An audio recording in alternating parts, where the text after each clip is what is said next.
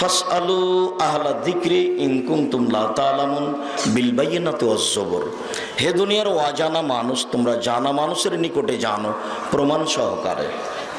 প্রথমত আল্লাহ আপনাদেরকে বলছেন জানা মানুষের নিকটে জানতে হবে। তাহলে একটা মানুষকে দাওয়াত দিতে হলে 2-4-5 জনকে জিজ্ঞাসা করতে হবে আসলে উনি জানেন কিনা। দয়াল চান হলো এদেশের একজন আলোচক।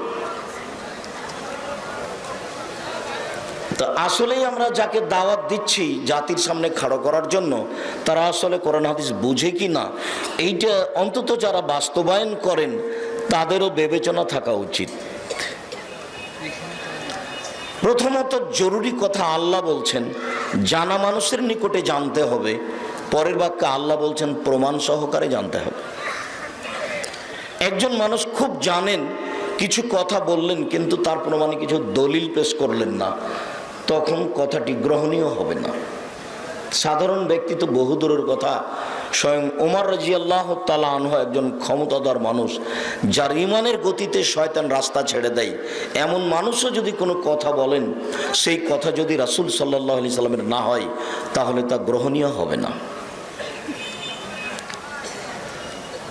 সম্মানিত দিনী ভাই বোন, আমি আপনাদেরকে আলেম ওলামাদের পক্ষ থেকে একটি হাদিস বলতে চেয়েছি, যা রাসূল সাল্লাল্লাহু আলাইহি সাল্লাম বলেছেন যারা দ্বীন প্রচার করেন তাদের ব্যাপারে রাসূল সাল্লাল্লাহু আলাইহি সাল্লাম বলেন, বাল্লিগু আন্নী ওয়ালা আয়া, আমার একটি কথা জানা থাকলে অন্যকে বলো। আমার একটি কথা, একটা লোক বাম হাতে পানি খাচ্ছে, চা খাচ্ছে, আপনি দেখলেন যে এটা কেমন হলো, খেতে তো ডান হাতে হবে, তখন আপনাকে বলতে হবে জনাব ডান হাতে পানি পান করেন, বাম হাতে শয়তান খায়। তাহলে আপনার একটা কথা জানা আছে, কথাটা আপনি আরেকজনকে পৌঁছিয়ে দিলেন।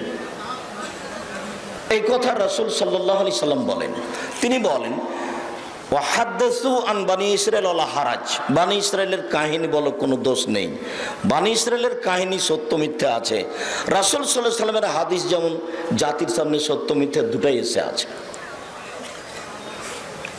আমরা সাধারণত যেসব হাদিস বলে থাকি সেসবগুলো সহিহ হাদিস বলেই বলে থাকি, কিন্তু হুব্বুল ওয়াতান মিনাল ঈমান, দেশকে ভালোবাসা ঈমানের অঙ্গ, এটাও তো হাদিস। এটা সত্য কিনা সেটা দেখতে হবে। উতলুবুল ইলম ওয়ালাউ কানা বিসসিন, শিক্ষার জন্য যদি চীন যেতে হয় তবুও যাও, এটাও তো হাদিস। এমনভাবে জিকির করো, করছে যে তাকে যেন দেখে পাগল মনে হয়, এটাও তো হাদিস।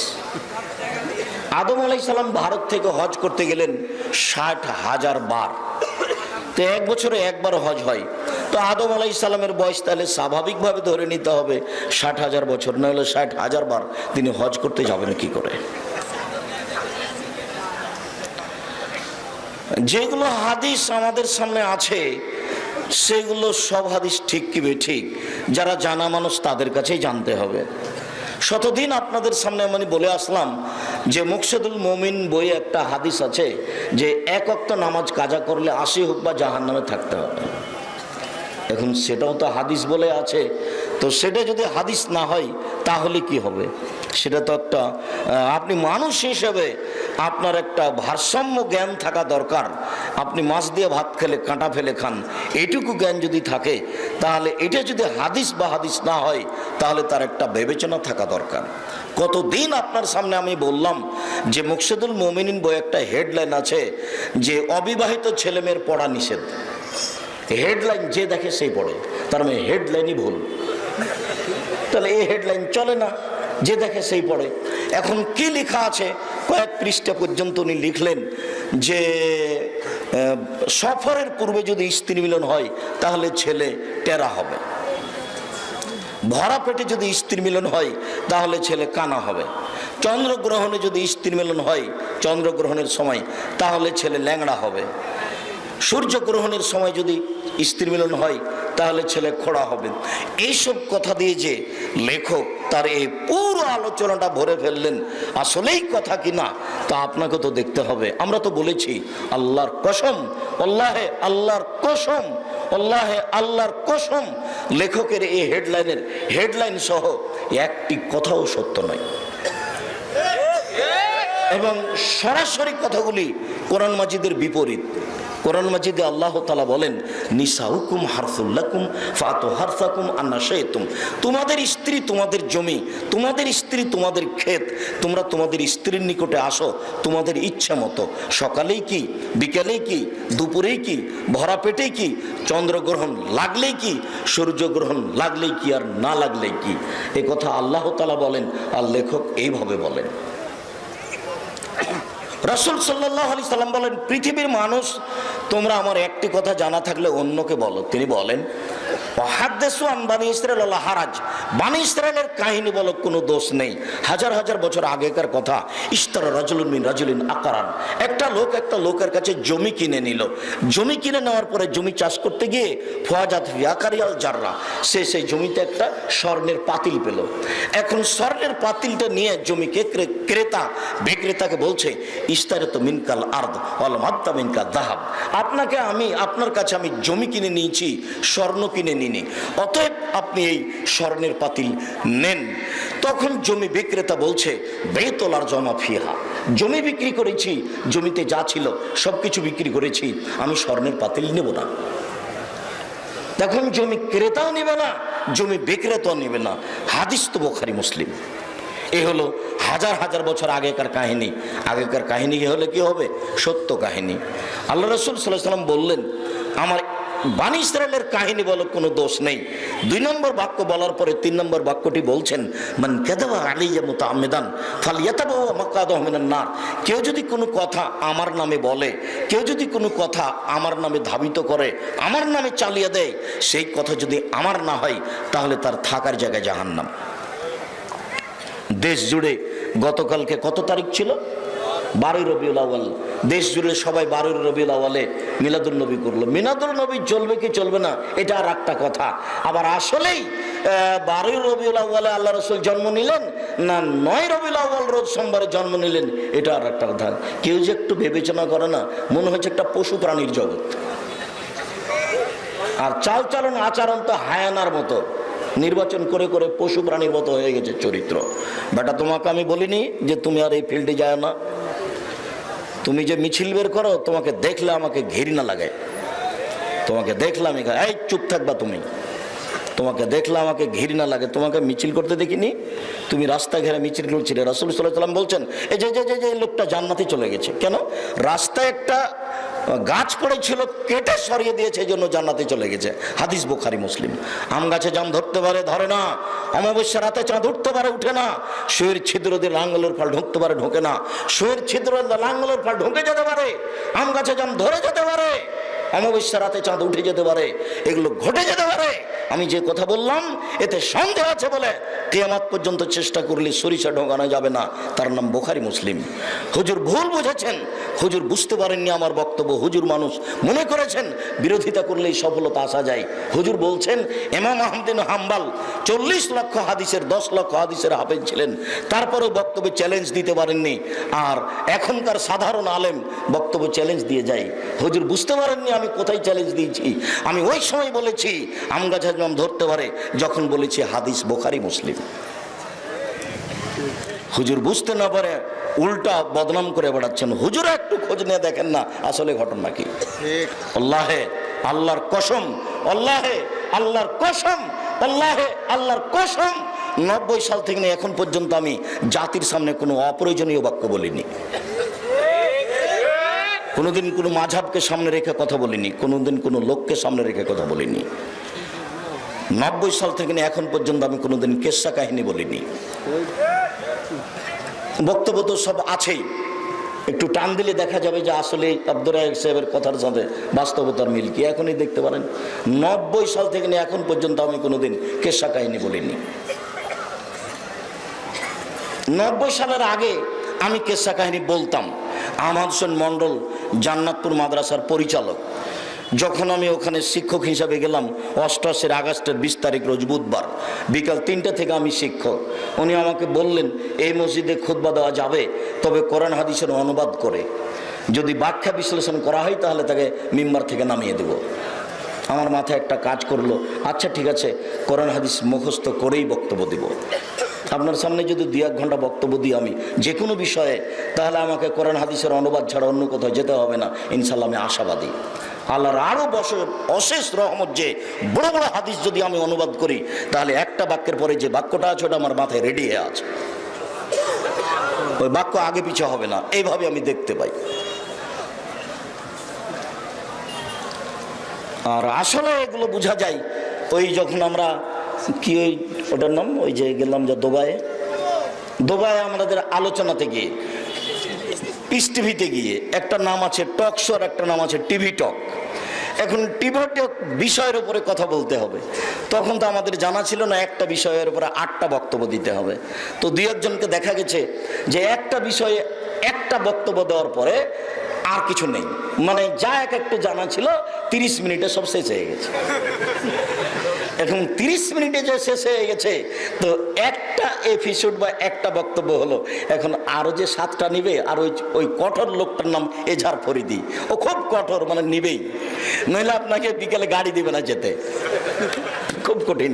তো একজন হুজুর একটার পরে আর নেই, দেখবেন যে আর দেওয়াই যাচ্ছে না। আমরা ছিলাম, মুজাফফরও সাথে ছিল, আল্লাহর অশেষ আমাদের উপরে রহমত ছিল যে আমাদেরকে কোনোদিন কোনো আলোচনা থেকে বিষয়ভিত্তিক আলোচনা 2 দিন 3 দিন ফিরে আসতে হয়নি।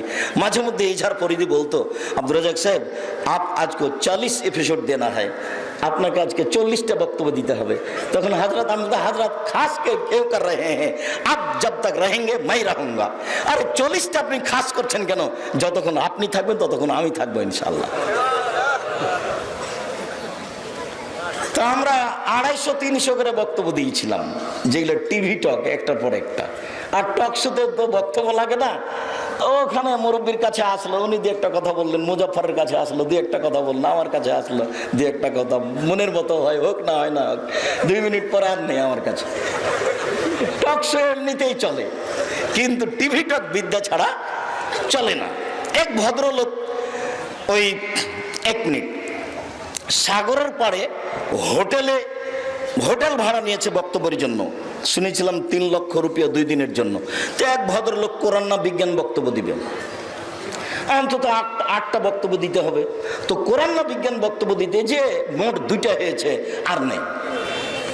এখন তো পরিচালক খুব গরম, একটা গোটা মেশিন, কত টাকা ভাড়া, সারাদিন বসে থাকলো। আমাকে এখন বলছে যে আপনাকে রাত 12টা পর্যন্ত বক্তব্য দিতে হবে। আমি বলছি আপনার লোক যতক্ষণ চলবে আমি ততক্ষণ আছি ইনশাল্লাহ। তো আল্লাহর কসম, আল্লাহর কসম জাতিকে ফাঁকি দিতে আসেনি। কোরআন হাদিসের বাইরে কথা বলা প্রয়োজন মনে করি না। সম্মানিত দিনী ভাই বোন, আবারও কথাটা স্মরণ করে দিয়ে আলোচনায় চলে আসি। আমার একটি কথা জানা থাকলে অন্যকে বলো, বনী ইসরায়েলের কাহিনী বলো, কোনো দোষ নেই। আমার নামে যদি কেউ কোনো কথা বলে, সেটা যদি আমার না হয়, তাহলে তার থাকার জায়গায় জাহান্নাম। 3য় বাক্যটার সাথে আগের 2টা বাক্যের কোনো মিল হলো না। 3য় বাক্যটা যদি এমন হতো যে আমার একটি কথা জানা থাকলে অন্যকে বলো, 1, 2 বনী ইসরায়েলের কাহিনী বলো, কোনো দোষ নেই, 3 তাহলে তোমরা জান্নাত পাবা, এইটা বাক্য হলো খুব মিল হতো। কিন্তু 3য় নম্বর বাক্যটা এমন নয়। 3য় নম্বর বাক্যটা আগের 2টা বাক্যকে উল্টিয়ে ধরেছে। আমার একটি কথা জানা থাকলে অন্যকে বলো, হ্যাঁ, কথা যদি আমার না হয়, তাহলে আবার হুজুরের থাকার জায়গায় জাহান্নাম। জুব্বা যত বড়ই হোক, পাগড়ি যত বড়ই হোক, কোনো রেহাই নাই, কোনো মাফ হবে না। বিচারের মাঠে কারো জুব্বা দেখে বিচার হবে না, কারো পাগড়ি দেখে বিচার হবে না। বিচার হবে আল্লাহর ক্ষমতা দিয়ে, ফেরেশতার মাধ্যমে। কাজেই কারো বাঁচার কোনো পথ থাকবে না, সেইখানে কোনো সুযোগ থাকবে না, কেউ রেহাই পাবে না।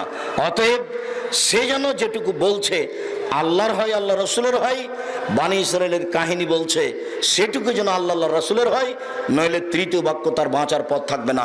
সম্মানিত দিনী ভাই বোন, বলছিলাম আমরা আলোচনায় সলাৎ বলবো, নামাজ নয়। সলাৎ এমন একটি ইবাদত যার উপরে নির্ভর করে অন্যান্য ইবাদত। এক খিলে আমার দিকে চেয়ে থাকবেন, 19 বিষয় না যেন। আবু হুরায়রা রাদিয়াল্লাহু তাআলা আনহু বলেন, রাসূল সাল্লাল্লাহু আলাইহি সাল্লাম বলেছেন, আউয়ালু মা ইহসাবু বিহিল আবদু ইয়াউমুল কিয়ামাহ সালাহ। বিচারের মাঠে মানুষের প্রথম যেটা বিচার হবে সেটা সালাত। ফাইন সালাহাত সালাহাল্লাহু সাইর আমালিহি, যদি সলাৎ কবুল হয়, সলাৎ যদি টিকে যায়, সব ইবাদত টিকে যাবে। ওয়াইন ফাসাদাত, সলাৎ যদি নষ্ট হয়ে যায়, সলাৎ যদি না থাকে, ফাসাদাত সাইর আমালিহি, তাহলে সব আমল বাতিল বলে গণ্য হবে। এই ছেলে, আপনারা একটু সোচ্চার হবেন। আপনাদের বিরক্তির আগে আমরা আলোচনা শেষ করব। আমিও চাইনি এত দেরি করে আসতে, যেহেতু এসেছি আর আপনি দূর থেকে এসেছেন, কাজেই নিজেকে একটু কষ্ট হলেও ধৈর্যের পরিচয় দিবেন। আর আমি কোনো নির্বাচন করতে আসিনি, আপনার কাছে ভোট চাইতে আসিনি। আবারও আপনাকে সতর্ক করছি, আপনাকে আসতে বাধ্য করিনি। এসেছেন, কিছুক্ষণ থেমে থাকবেন, কোনো প্রয়োজন দেখাবেন না আমাকে, দয়া করে। আর এখন আপনি দোকানে চা খেয়ে সময় কাটিয়ে আমাকে দেখাবেন না যে আপনার নীতিগতি। আপনাকে আমি মানুষই মনে করি না। আপনি এসেছেন কেন? এখন আপনি চা খাবেন কেন? আপনি ওখানে আছেন দাঁড়িয়ে, এখন আপনি ওটা আমাকে কি দেখাতে চাচ্ছেন? আমি তো আপনার জন্য এসেছি। আপনি ওখানে দাঁড়িয়ে আছেন কেন? কোন শরমে? কেন থাকবেন আপনি? কিছুক্ষণের পরে আমি আলোচনা শেষ করে দেবো, তখন যাবেন। দেশও মায়েরা খাননি, দুনিয়া মায়েরা খাননি। আর জিলাপি আজকেই কিনতে হবে কেন? এই ভিতরে নোংরা নীতি কেন? হাট বাজার কি মেরে খেয়েছেন? সকালে কিনবেন বা যাওয়ার সময়তে কিনবেন। আমরা তো সারা রাত বসে রাখি না, আর সারা রাত আমরা বক্তব্য দিই না। সম্মানিত দিনী ভাই বোন, ফকিরকে 10টা টাকা দিয়েছেন, এর একটা নেকি আছে। ইবাদতের জগতে সবচেয়ে শক্তিশালী, পাওয়ারফুল, ক্ষমতাধর ইবাদত হলো দান। দানের চেয়ে কোনো শক্তিশালী ইবাদত পৃথিবীতে নেই। তবে সিয়াম দিয়ে আল্লাহকে যত সন্তুষ্ট করা যায়, অন্য কোনো ইবাদত দিয়ে আল্লাহকে তত সন্তুষ্ট করা যায় না। অবশ্য সালাত দিয়ে আল্লাহকে যত ডাকা যায়, আর কোনো ইবাদত দিয়ে আল্লাহকে তত ডাকা যায় না। ইবাদতের জগতে সালাত দিয়ে আল্লাহকে সবচেয়ে বেশি ডাকা যায়, অন্য কোনো ইবাদত দিয়ে আল্লাহকে তত ডাকা যায় না। তবে ইবাদতের জগতে সবচেয়ে পাওয়ারফুল, শক্তিশালী, ক্ষমতাধর ইবাদত হচ্ছে দান। আপনি আপনার বাপের নামে দান করলেন, কবরের শাস্তি বন্ধ হয়ে গেল। এই কথা আমি বলিনি, এই কথা মুহাম্মদ সাল্লাল্লাহু আলাইহি ওয়াসাল্লাম বলেছে। আপনি গোপনে দান করলেন, আল্লাহর যে একটা রাগ আপনার উপরে ছিল, আল্লাহ আপনাকে জাহান্নামে দিবেন, রাগটা মিটে গেল, রাগটা শেষ। এই কথা আমি বলিনি, এই কথা মুহাম্মদ সাল্লাল্লাহু আলাইহি ওয়াসাল্লাম বলেছেন। তিনি বলেছেন, ইন্না সাদকাতা তুদখিলুল খাতিয়াতা কামা ইদখিলুল মাউন নারা, নিশ্চয় দান মানুষের পাপকে মিটিয়ে দেয়, পানি যেভাবে আগুনকে নিভিয়ে দেয়। এই কথা মুহাম্মদ সাল্লাল্লাহু আলাইহি ওয়াসাল্লাম বলেছেন। আপনি 5টা টাকা দান করলেন, এর একটা নেকি আছে। যদি এখন সালাত না থাকে, নামাজ না থাকে, তাহলে এত বড় পাওয়ারফুল, ক্ষমতাধর নেকিটা থাকবে না, ওটা কেটে যাবে। আশ্চর্য ইবাদত সালাত। ইবাদতের জগতে এক ব্যতিক্রম, ভিন্ন ধরনের, বিরল, আশ্চর্য, অভিনব ধরনের ইবাদত হলো সালাত। কারোর সাথে মিলি নেই, কোন অবস্থাতে মানুষকে ছাড় দেয় না। হজ একটা ফরজ ইবাদত, কিন্তু মানুষকে ছাড় দেয়। আমি অসুস্থ, টাকা আপনাকে দিলাম, আপনি হজ করলেন, হজ আমার হয়ে গেল, এমন ছাড় সালাতে দেয় না। আমি অসুস্থ, রোজা আপনি থাকলেন, আমার বাড়িতে খেলেন থাকলেন, রোজা সেম আমার হয়ে গেল, সেম ছাড় দেয়। কিন্তু সালাত এক আশ্চর্য ইবাদত, যা মানুষকে ছাড় দেয় না। সম্মানিত দিনী ভাই বোন, আপনাকে বলছিলাম, সালাত এমন একটি ইবাদত যার উপরে নির্ভর করে অন্যান্য ইবাদত। আনাস রাদিয়াল্লাহু তাআলা আনহু বলেন, রাসূল সাল্লাল্লাহু আলাইহি সাল্লাম বলেছেন, আস-সালাতু সালাসাতু আসলাসিন, সালাত 3 ভাগে বিভক্ত। আর তাহুরু সুলুসুন, ওযু হলো 3 ভাগের 1 ভাগ। ও রুকু সুলুসুন, রুকু হলো 3 ভাগের 1 ভাগ। ও সুজুদ সুলুসুন, সিজদা হলো 3 ভাগের 1 ভাগ। ফামানা দাহাবে হাক্কিহা, কেউ যদি এইগুলো ঠিক ঠিক আদায় করে, কবালাত মিনহু সালাতুহু, তাহলে তার সালাত কবুল করা হবে। কবালাত সায়র আমালিহি, তার সব আমল কবুল করা হবে।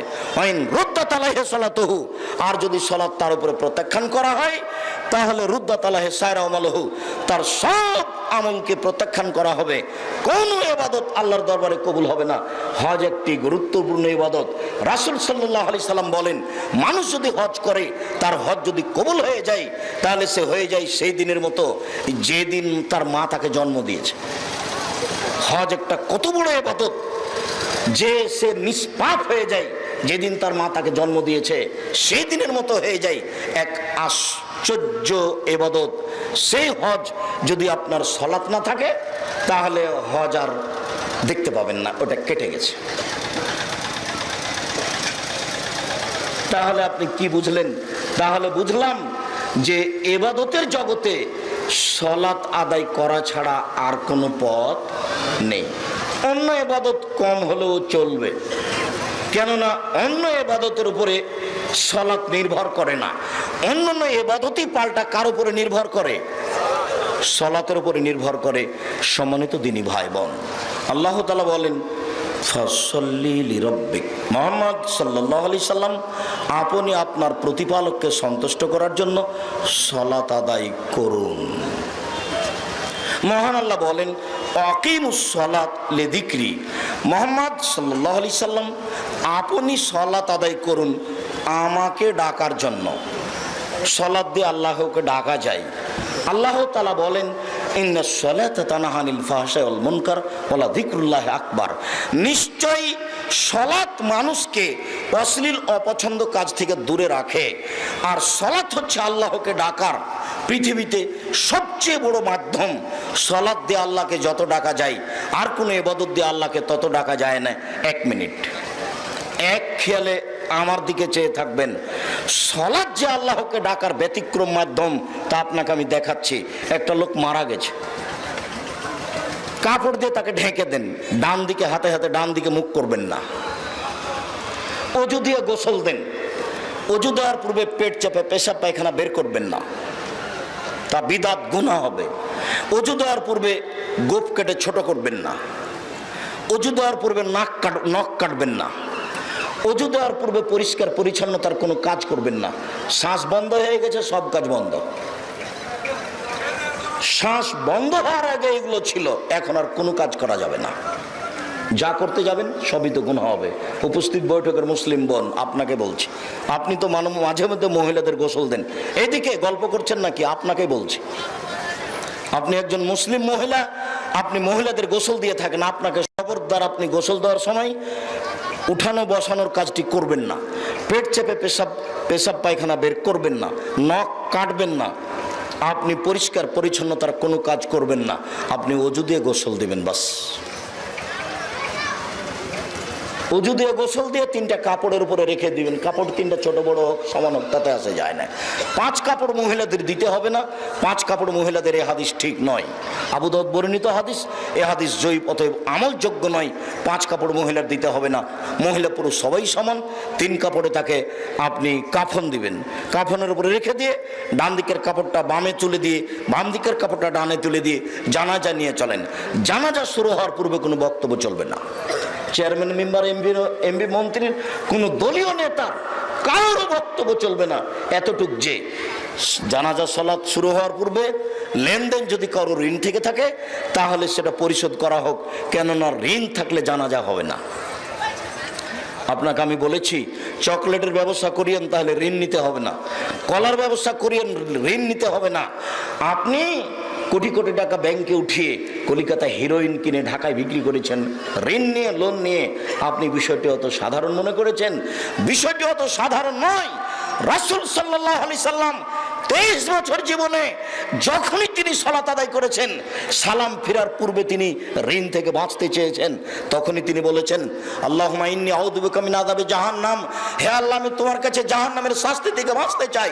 আউযু বিকা মিন আযাবিল কবর, আমি তোমার কাছে কবরের শাস্তি থেকে বাঁচতে চাই। আউযু বিকা মিন ফিতনাতিল মাসিহ দাজ্জাল, তোমার কাছে আমি দাজ্জালের ফিতনা থেকে বাঁচতে চাই। আউযু বিকা মিন ফিতনাতিল মাহি ওয়াল মামাত, তোমার কাছে বাঁচতে চাই ইহকালের বিপদ, তোমার কাছে বাঁচতে চাই পরকালের বিপদ, তোমার কাছে বাঁচতে চাই ইহকালের ফিতনা, তোমার কাছে বাঁচতে চাই পরকালের ফিতনা হতে। আউযু বিকা মিনাল মাসামি ওয়াল মাগরাম, তোমার কাছে বাঁচতে চাই বড় পাপ হতে, তোমার কাছে বাঁচতে চাই ঋণ কর্য হতে, তোমার কাছে বাঁচতে চাই বড় পাপ হতে, তোমার কাছে বাঁচতে চাই ঋণ কর্য হতে।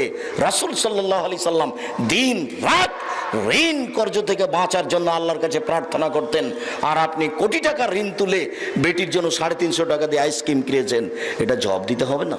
ধর্ম কি পাগল পেয়েছেন? আর বউ তো আপনার দুনিয়ার আপনার ও তো ফোড়, ও তো কিছুই বুঝেন, হস্তিনী। সংসার কিভাবে করতে হবে তার তো জানা নাই। যে অন্যায়ভাবে আপনি ঋণ নিয়ে এত টাকার ব্যবসা করছেন, কোনোদিন আপনাকে বললো না যে আপনি ঋণ নিয়ে ব্যবসা করিয়েন না, আমি গ্রামের মেয়ে, লবণ ভাতে খুশি, অল্প পয়সা উপার্জন করবেন, সেটাই খেয়ে জীবন কাটাবো, সেটাও সে বুঝলো না।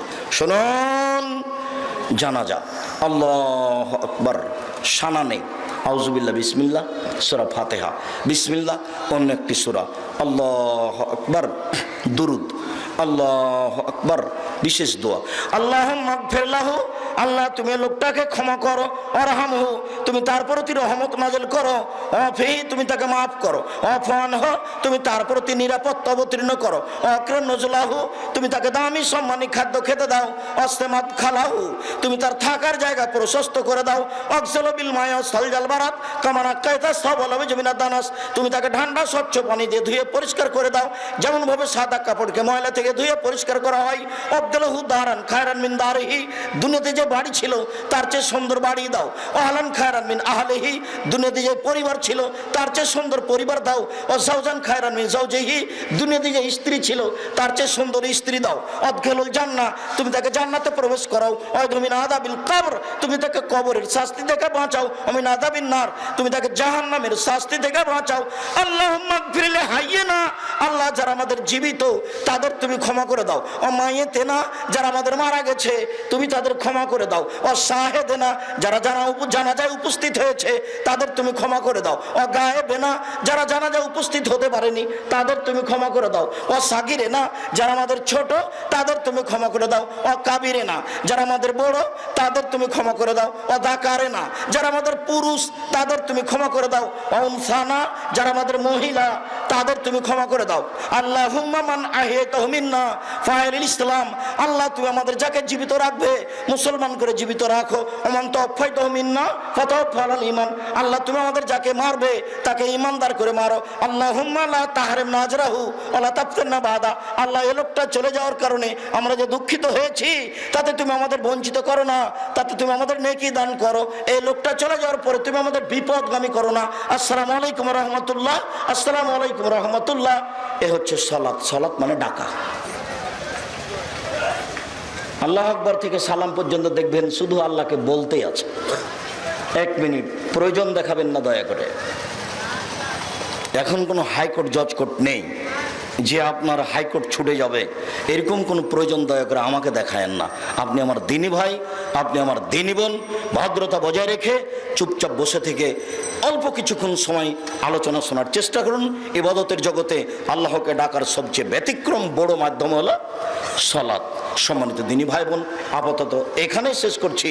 সালাত আদায় করতেই হবে এই কথাটি, যে উজু করে সালাত আদায় করতে হয়, পানি নেই, তায়াম্মুম করে সালাত আদায় করবেন। মাটি নেই, বিনা উজুতে বিনা তায়াম্মুমে সালাত আদায় করবেন। কেবলার দিকে মুখ করে সালাত আদায় করতে হয়, কেবলা বোঝা যায় না, কেবলা ছাড়াই সালাত আদায় করবেন। দাঁড়িয়ে সালাত আদায় করতে হয়, দাঁড়িয়ে থাকা যায় না। বসে থেকে সালাত আদায় করবেন, বসে থাকা যায় না। শুয়ে থেকে সালাত আদায় করবেন। পরিষ্কার কাপড় পরে সালাত আদায় করতে হয়, পরিষ্কার কাপড় নেই, যেই কাপড়ে পেশাব পায়খানা লেগে আছে এই কাপড় পরেই সালাত আদায় করবেন। পরিষ্কার অপরিষ্কার কোনো কাপড়ই নেই, আপনি উলঙ্গ অবস্থায় আছেন, এই অবস্থাতে আপনাকে সালাত আদায় করতে হবে। তাই কথার কথা মাঝে মধ্যে আপনাকে বলে থাকি, ইরাকে, আফগানিস্তানে, মায়ানমারে, যে কোনো মুসলিম দেশে মার্কিন সৈন্য ঢোকে, কোনো মুসলিম মহিলাকে 10 জন 12 জন মিলে ধর্ষণ করে, এরপরে পরন থেকে কাপড় খুলে নিয়ে উলঙ্গ অবস্থায় হাঁটতে বাধ্য করে। এই সময়ে যদি সালাতের টাইম হয়ে যায় তাহলে মুসলিম মহিলাকে নগ্ন অবস্থায় মার্কিন সৈন্যের সামনে সালাত আদায় করতে হবে, করতেই হবে। সালাত এক আশ্চর্য ইবাদত। যতক্ষণ পর্যন্ত বিবেক আছে, জ্ঞান আছে, ততক্ষণ পর্যন্ত যে অবস্থাতে আছেন না কেন আপনাকে সালাত আদায় করতেই হবে। আপনি বাধ্য। সম্মানিত দিনী ভাই বোন, যে কোনো মূল্যে যে কোনো অবস্থাতে টাইম হয়ে গেলে সালাত আদায় করতে হবে, জরুরি। বলছিলাম যারা সালাত আদায় করে না তারা কেমন? রাসূল সাল্লাল্লাহু আলাইহি সাল্লাম বলেন, বাইনাল আবদু ওয়া বাইনাল কুফরি তারকুস সালাহ, যারা সালাত আদায় করে তারা মুসলমান, আর যারা সালাত আদায় করে না তারা কাফের। রাসূল সাল্লাল্লাহু আলাইহি ওয়াসাল্লাম এক বৈঠকে বলেন, মান তারাকা সালাতা মুতাআম্মিদান ফাকাদ কাফারা, কেউ যদি ইচ্ছাকৃত সালাত ছেড়ে দেয় তাহলে সে কাফের হয়ে গেল। বিবরণে এটাই বোঝা যায়। এই আলোচনা এই অংশ এই দুই কথাতেই শেষ করলাম। পরের কথা, যারা সালাত আদায় করে কিন্তু রাসূল সাল্লাল্লাহু আলাইহি ওয়াসাল্লামের পদ্ধতিতে করে না তারা কেমন, এদের ব্যাপারে আল্লাহ তাআলার হুঁশিয়ারি, সাবধানবাণী।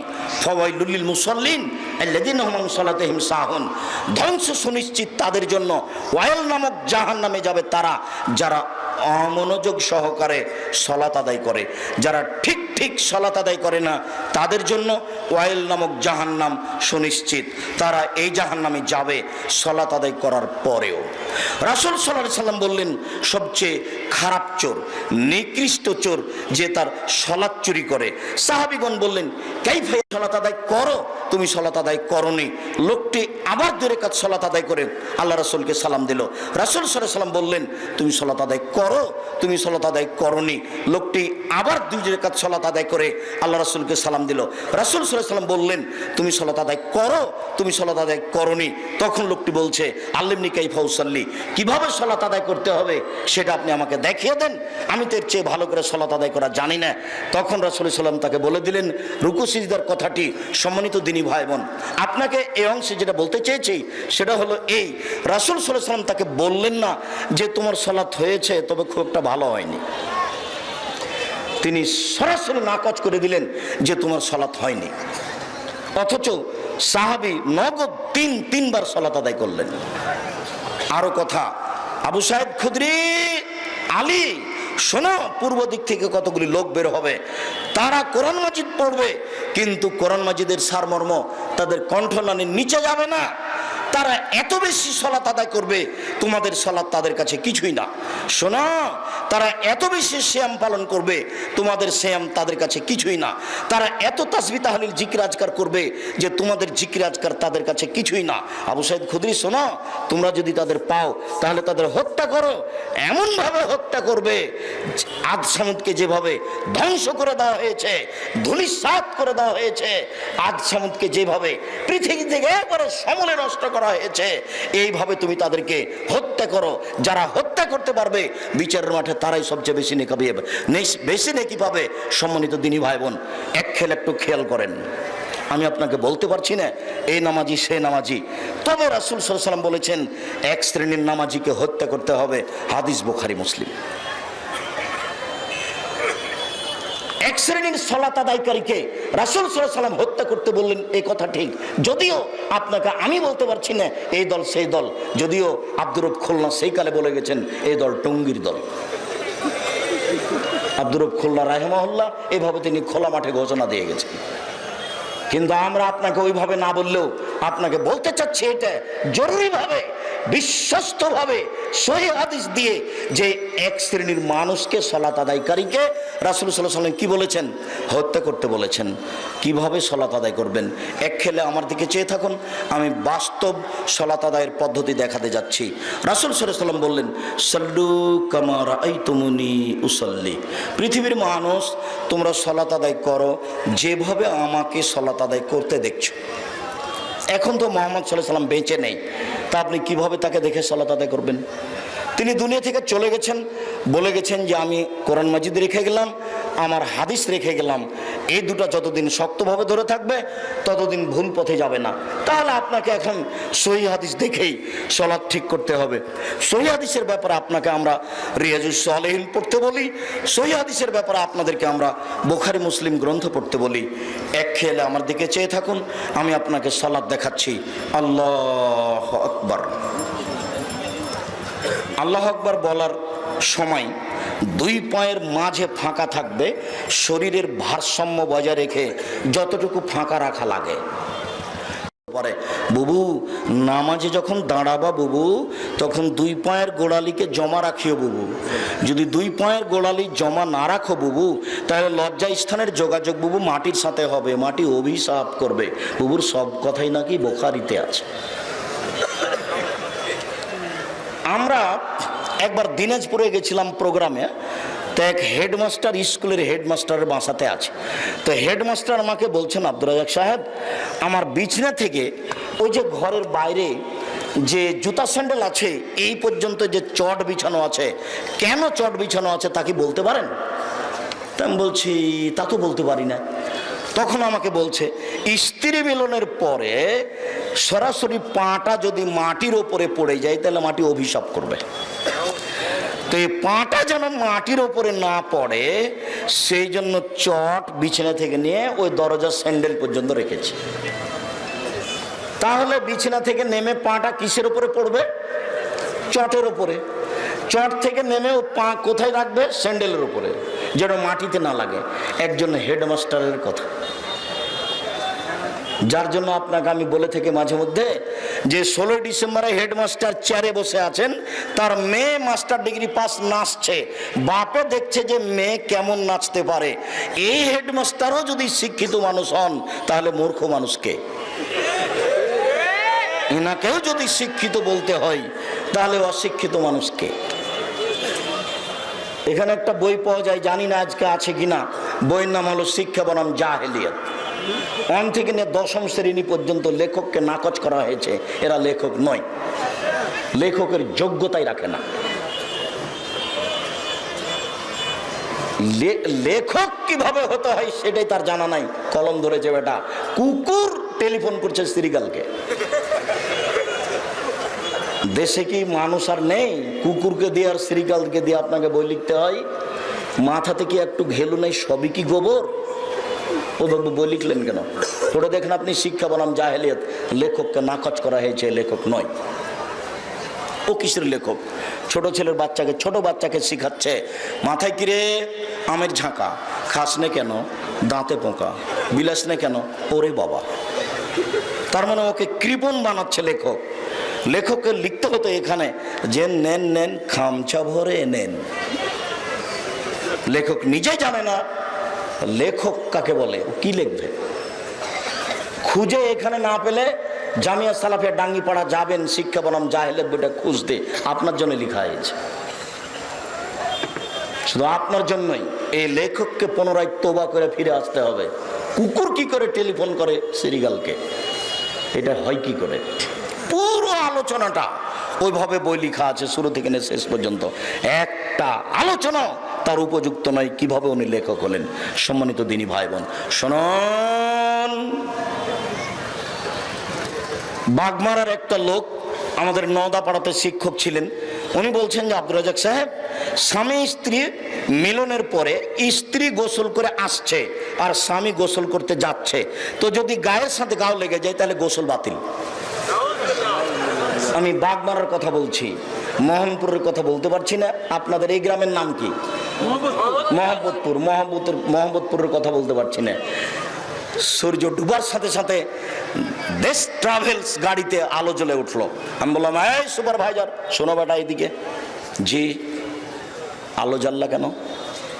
বলে মালিকের হুকুম, একটু পরে জ্বালো। সূর্য ডুবার সাথে সাথে গাড়িতে আলো দিতে হবে, মালিক বলেছে। সূর্য ডুবার সাথে সাথে বাড়িতে আলো জ্বালায় হিন্দু। কথা আমার বুঝতে পারেননি মনে হয়। দেশ ট্রাভেলস গাড়িতে আমি আছি, তো সূর্য ডুবার সাথে সাথে কি করেছে, ওই সুপারভাইজার গাড়িতে আলো দিয়ে গোটা গাড়িটা আলো হয়ে গেছে। তা আমি তো ধরে নিয়েছি ঘটনা এই আছে। শোনো এদিকে, আলো দিলে কেন? মালিকের হুকুম। শাহ মকদুম রহমতুল্লাহের পবিত্র ভূমি থেকে গাড়ি ছুটছে, ওর বাপের জমি, কিসের পবিত্র ভূমি তার? সেখানে বলা আছে যে অমুক এই আকাশ সে আকাশ, তো তোমার বাপের আকাশ। তুমি কি জানো কোনো সময় যতবার ঠাকুর বলছে ওমা তোমার আকাশ, ততবার ও কালিমাকে বলছে। 14 বার তোমাকে পড়তে হবে, বেটা তোমার শিক্ষককে পড়তে হবে, বেটা তোর জাতিকে পড়তে হবে। তোর জাতি কিছু বুঝে না, ধর্মকর্ম বুঝে না। শুনুন দিনী ভাই বোন, আপনাকে আবারও বলছি, যতবার ঠাকুরের কথা বলেছে ততবার ও কালিমাকে বলেছে। আর আপনার ছেলে পবিত্র মুখে ওই কথা বলছে, কি দিয়ে বুঝে আপনাকে জাতিকে? আমরা শুনেছি যে বন্যা চলেছে বিপদ সীমার উপর দিয়ে, ঝড় বৃষ্টি চলেছে বিপদ সীমার উপর দিয়ে। আরে না না, ভারত বাংলাদেশ পাকিস্তানে বাংলাদেশের মাটিতে শিরক চলেছে বিপদ সীমার উপর দিয়ে। জাতি যখন বিপদে ঠাকুর তখন বিলাতে। ঠাকুর বলছে যে ঢাকায় বিশ্ববিদ্যালয় খুলবে বেটারা বাংলা অক্ষর চিনে না, তারা আবার বিশ্ববিদ্যালয়। ঠাকুর তোমাকে বলছে তুমি নাকি অক্ষরই চেন না, তো বিশ্ববিদ্যালয় করতে যাও কি করে? ঠাকুরের কথা এটা। জাতি যখন বিপদে ঠাকুর তখন বিলাতে। ঠাকুরের কথা তো কেউ জানে না। বঙ্কিমচন্দ্র একটা বই লিখে, রাজ সিংহ আওরঙ্গজেবের গোটা পরিবারকে জেনাকার বলে সাব্যস্ত করেছে। বইয়ের নাম হলো রাজ সিংহ। তুমি কোনোদিন দেখেছো? জাতি যখন বিপদে ঠাকুর তখন বিলাতে। এরপরেও ঠাকুরের কথা আপনার কাছে আছে, আপনি কোনোদিন বিবেচনা করেননি। ঠাকুরের কথাটি কেমন? সম্মানিত দিনী ভাই বোন, মহিলা বৈঠকের মহিলাকে সাবধান করছি, উপস্থিত বৈঠকের মুসলিম বোন আপনাকে বলছি, এই মেয়ে তোমাকে বলছি, কথা বলছো কেন? তোমার একটু শরম হয় না? তোমার মাথায় কাপড় নেই কেন?